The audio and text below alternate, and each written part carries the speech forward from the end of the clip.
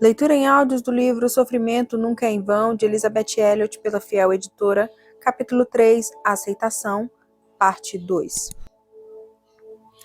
Há uma antiga inscrição, ouvi dizer, gravada numa casa paroquial na Inglaterra, em algum lugar do litoral. Uma inscrição saxã que diz, faça a próxima coisa. Não conheço uma receita mais simples para a paz, para o alívio da pressão e da ansiedade, do que essa palavra de sabedoria tão prática e tão pé no chão. Faça a próxima coisa. Isso me ajudou a ultrapassar mais agonias do que qualquer outra coisa que eu poderia recomendar. Quando descobri que meu marido estava morto, eu tinha ido à base aérea missionária num lugar chamado Shelmera, no limite da floresta, para estar com as outras 4 esposas enquanto esperávamos alguma notícia sobre os nossos maridos. E, quando finalmente chegou a notícia de que todos os 5 homens haviam sido mortos com lanças, então, é claro, nós tínhamos decisões a tomar. Voltaríamos aos nossos postos na floresta ou faríamos alguma outra coisa? Decidi voltar ao meu posto na floresta. Jamais considerei qualquer outra opção, pois, para início de conversa, eu já era uma missionária mesmo antes de me casar com Jim Elliot, antes mesmo de ficar noiva de Jim Elliot. Então, nada havia mudado no que diz respeito ao meu chamado missionário. Mas eu tinha de voltar para um posto no qual não havia nenhum outro missionário e tentar fazer sozinha o trabalho que 2 de nós vínhamos fazendo juntos. Então não era como se eu não tivesse nada para me manter ocupada. Eu tinha uma escola de cerca de 40 meninos para supervisionar. Eu não era professora, mas, em certo sentido, estava no comando da escola. Eu tinha uma igreja recém-plantada com cerca de 15 crentes batizados sem uma escritura em suas mãos, e eu deveria ser a pessoa a realizar a tradução. Eu tinha uma turma de alfabetização com cerca de 12 meninas a quem eu estava ensinando a ler em sua própria língua, para que, afinal, elas pudessem aprender a ler a tradução da Bíblia, na qual eu estava trabalhando simultaneamente. Eu tinha um bebê de 10 meses para cuidar. Eu tinha os milhares de detalhes de como manter um posto na floresta, como aprender a operar um gerador a diesel, aplicar medicações corretamente e realizar partos nas horas vagas. Eu realmente não tinha tempo para me sentar, refestelar-me com pena de mim mesma e afundar num lamaçal de autopiedade. Eu fiz a próxima coisa. E sempre havia uma próxima coisa depois dela. E eu descobri muitas vezes na vida, como por exemplo, de novo, depois da morte do meu segundo marido, o simples fato de que, embora vivesse numa casa bastante civilizada, eu tinha pratos para lavar, tinha o chão para limpar, tinha as roupas para lavar. Essa foi a minha salvação. Alguns anos atrás, eu tive o privilégio e o prazer de cuidar de 4 dos meus netos, enquanto os pais deles estavam longe numa viagem e haviam levado consigo o 5º filho, então recém-nascido. Essa foi a única vez que eu tive a oportunidade de fazer isso. Meus netos moram no sul da Califórnia e eu moro no Nordeste. Então, eu estou entre as avós solitárias e não entre as avós esgotadas. Ao fim do primeiro dia, minha filha teve a consideração de me ligar à noite. Ela disse, bem, mamãe, como você está? Ao que respondi, bem, elas são crianças maravilhosas, são muito obedientes e tudo mais, mas eu não sei se vou aguentar os próximos 4 dias. Eu estava cansada, para dizer o mínimo. Eu tinha de fazer a pergunta que minha filha de fato não gostaria que eu fizesse. Como você consegue? Pois a cada minuto do dia eu pensava, estou o dia inteiro correndo cada segundo para fazer o que precisa ser feito, mas a minha filha tem um bebê de colo que lhe exige mais 6 horas do dia. E eu não parava de pensar, como ela consegue? Como ela consegue? Então eu tive de lhe perguntar. Eu sabia que ela não gostaria que eu o fizesse, mas eu disse, Val, como você consegue?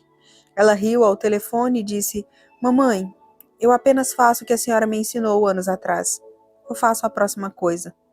Ela me disse para não pensar em todas as coisas a serem feitas e que apenas fizesse a próxima coisa. Então segui seu conselho e nós passamos os 4 dias seguintes, não apenas pela média, mas com louvor. Mas foi a aceitação que me capacitou a fazê-lo, pois eu de fato acreditei que aquilo não era uma casualidade. Cerca de 6 semanas após a morte de Jim, recebi uma carta da minha sogra. Eu vinha escrevendo cartas a meus pais e sogros, tentando lhe reafirmar a verdade de que Deus estava conosco. Tudo estava bem. Eles não precisavam se preocupar comigo. Todos eles, meus sogros e meus próprios pais, estavam morrendo de preocupação, como você pode imaginar. E nós, pais, tenho certeza, às vezes sofremos 100 vezes mais que nossos filhos sofrem. Embora pensamos que a situação seja pior do que de fato é, nunca conseguimos enxergar o modo como a graça de Deus opera na pessoa que dela necessita. Então minha sogra me escreveu esta carta, dizendo estar muito temerosa de que eu estivesse reprimindo meus sentimentos, pois não era normal a maneira como eu estava reagindo, simplesmente seguindo em frente. Eu estava apenas tentando me manter ocupada e talvez estivesse me enterrando em meu trabalho. E também me disse que, no fim das contas, eu iria simplesmente desmoronar, de modo que, subitamente, minha paz desapareceria. Então comecei a me perguntar se ela não estava certa. Será que não existe essa coisa como a paz que excede todo entendimento? Será que Deus pode, de fato, cumprir sua palavra? Eu continuava voltando-me para as promessas que Deus me dera. Eu as tinha bem à mão em meu diário, dia após dia. Deus me dava promessas que apenas me capacitavam a seguir adiante. Jesus Cristo, o mesmo ontem, hoje e eternamente. Dinha havia morrido ontem, mas o mesmo Senhor estava comigo hoje. Eu não precisava me preocupar com os 50 anos por vir, o que é uma tentação para qualquer um que tenha perdido uma pessoa amada. Você pensa, bem, acho que eu conseguiria aguentar até o jantar hoje à noite, mas realmente não tenho certeza sobre o amanhã ou a próxima semana, muito menos os próximos 50 anos. E naquela mesma correspondência em que veio a carta desconcertante da minha sogra, recebi um poema de Amy Carmichael que veio numa carta circular da missão dela. O poema dizia: se tempestuoso vento nos irrompe, nossa vontade afirmar e reforçar, ouve-nos só por causa do teu nome, sustém-nos e nos faz aquietar. Como inabaláveis os montes se mantêm pelos incontáveis anos de pressão, em tua destra esperemos nós também na quietude e firmeza de tua mão. Bem, isso soa bastante forte e corajoso, não? Mas ouça a última estrofe. Mas tal força não é nossa, Senhor, e tal constância de nós não vem. Tua eterna palavra é nosso penhor. Na tua presença nossa segurança se mantém. Esta verdade vital sustentou minha mente e meu coração. Deus realmente queria dizer o que estava dizendo, que ele estava bem ali. E um dos versículos que Deus me dera antes de eu ir para o Equador estava em Isaías, capítulo 50, versículo 7. Porque o Senhor Deus me ajudou, pelo que não me senti envergonhado. Por isso fiz o meu rosto como um seixo e sei que não serei envergonhado. Eu me sentia tentada, como todas nós estamos, a dizer: bem, Senhor, tu prometeste me ajudar, mas tu tens um jeito engraçado de fazê-lo. Essa não era a minha ideia de como Deus deveria ajudar uma de suas servas que está tentando ser obediente e fiel. E o que Deus diz diante de um argumento como esse? O mesmo de sempre. Confie em mim. Confie em mim. Algum dia até você verá que há sentido nisso. O sofrimento nunca é em vão. Meu marido Jim era um carpinteiro razoavelmente bom. Ele havia construído uma casa muito boa na floresta, uma casa bem apresentável, com um piso de cimento, parede de madeira e um telhado de alumínio. Ele havia construído até mesmo um belo sistema hídrico que coletava a água do telhado de alumínio e a bombeava para a casa, de modo que nós tínhamos de fato um banheiro com descarga, chuveiro e pia, e ele começou a encher a casa com toda sorte de móveis úteis e nada incrivelmente belos. Mas, quando Jim estava fabricando um móvel, algo que ele não suportava era que eu ficasse observando atrás dele. Eu começava a perguntar: o que é isso? Você sabe? E o que você está fazendo com essa ferramenta? E por que você está fazendo desse jeito? E como você vai conseguir encaixar essa coisa naquela? E ele me dizia: vá embora. Quando estiver pronto, eu saberei. Isso nos fornece uma analogia bem simples. Deus está dizendo: confie em mim. Aceite agora. Veja depois. De quantas escolhas você precisa até ser levado de volta àquelas duas alternativas? Ou você crê que Deus sabe o que está fazendo, ou crê que Ele não sabe. Ou você crê que Ele é digno de confiança, ou você está dizendo que Ele não é. Então, de que lado você está? Você está à mercê do caos, não do cosmo? Caos é a palavra grega para desordem. Cosmo é a palavra para ordem. Ou nós estamos vivendo num universo ordenado, ou estamos tentando criar nossa própria realidade. A aceitação é um ato voluntário e deliberado. Deus estava me dando algo para fazer. A próxima coisa a fazer era: sim, Senhor. Aceite, e essa é a chave para a paz. Mas como faz sentido dizer a um ser humano comum: aceite este sofrimento? Isso não é contrário à natureza humana? Quero deixar algo muito claro aqui, pois percebo que cada palavra que digo pode ser distorcida, deturpada e mal entendida. Quero fazer o possível para esclarecer ao máximo o que quero dizer por aceitar. Não estou falando de coisas que possam ser mudadas e ou que devam ser mudadas. Há algumas coisas que podem ser mudadas, mas não devem ser. Por exemplo, um querido jovem rapaz que eu conhecia decidiu largar sua esposa e seus 2 filhos quando o segundo tinha apenas 1 semana de idade. E ele foi até o fim e fez isso, apesar de todos os conselhos em contrário. Alguns anos depois, indaguei a ele, por quê? E ele respondeu que não estava dando certo. E ouço isso por todos os lados. Todas nós ouvimos, não é? Sabemos que isso está acontecendo em todos os lugares. Surge uma situação que nós achamos que deve ser mudada e nós concluímos que essa é a coisa certa a fazer. Você só precisa se livrar dela, pois é um caso de incompatibilidade de gênios. Então, quando digo que há coisas que podem ser mudadas, mas não devem ser, esse pode ser um exemplo. Há muitas coisas que não podem ser mudadas, e há coisas que precisam ser mudadas, como maus tratos contra pessoas.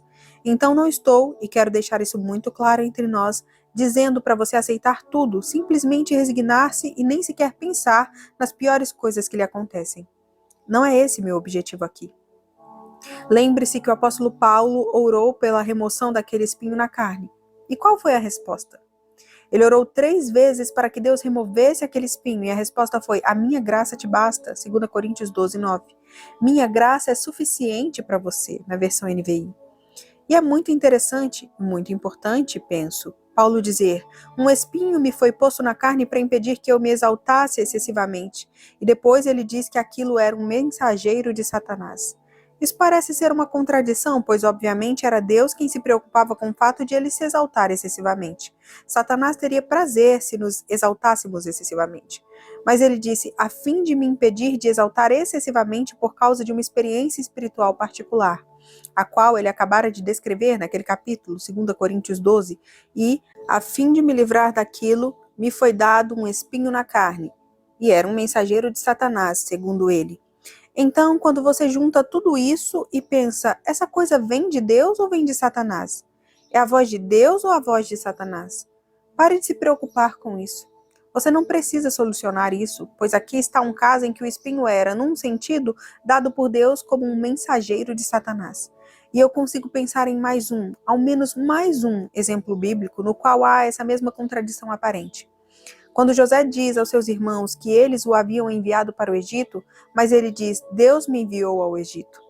Nós sabemos que os irmãos de José estavam pecando contra ele, mas foi Deus quem o enviou para lá. Então, quando a resposta não dizia respeito ao espinho na carne, mas era a resposta à oração de Jesus no Getsêmani, sabemos que não há nada de errado em orar para que Deus resolva nossos problemas, cure nossas doenças, pague nossas dívidas e resolva nossas dificuldades conjugais. É correto e apropriado trazermos essas petições a Deus. Não estamos orando contra a vontade dele. Mas, quando a resposta é não, então nós sabemos que Deus tem preparado algo melhor. Algo muito melhor está preparado. Há outro nível, outro reino, um reino invisível que você e eu não podemos ver agora, mas em cuja direção nos movemos e ao qual nós pertencemos. E um verso que, para mim, resume bem essas coisas que tenho tentado dizer neste tópico da aceitação, contém outra contradição aparente, a qual encontro no Salmo 116. O salmista diz, que darei ao Senhor por todos os seus benefícios para comigo? Verso 12. Eu estava lendo essa passagem certo dia, quando me senti inundada de gratidão por todas as bênçãos da minha vida. Ali estava eu, apenas sentada numa cadeira, olhando para o oceano, e eu olhava para aquela paisagem magnificente, numa sala confortável, e simplesmente dizia, Senhor, eu não sei como te agradecer. Como posso te agradecer? Então abri minha Bíblia nesse verso, no qual o salmista diz, que darei? E vi que o verso seguinte é, tomarei o cálice da salvação. Verso 13. O que eu te darei, Senhor? E a resposta é, eu tomarei o cálice da salvação. Ora, o que há no cálice da salvação de Deus? Obviamente, o salmista, no período do Antigo Testamento, não estava pensando na salvação nos termos mais estritos, como às vezes nós fazemos. Seja lá o que estiver no cálice que Deus está me oferecendo, dor, tristeza, sofrimento ou lamento, como também as superabundantes alegrias, estou disposta a tomar, pois eu confio nele, porque sei que o que Deus quer para mim é sempre o melhor, e eu receberei tudo isso em seu nome. Preciso de momentos de dor, porque Deus tem algo mais grandioso em mente. Nunca é em vão. E por isso eu digo, Senhor, em nome de Jesus, por tua graça, eu os aceito. Seja lá o que estiver no cálice que Deus está me oferecendo, dor, tristeza, sofrimento ou lamento, como também as superabundantes alegrias, estou disposta a tomar, pois eu confio nele.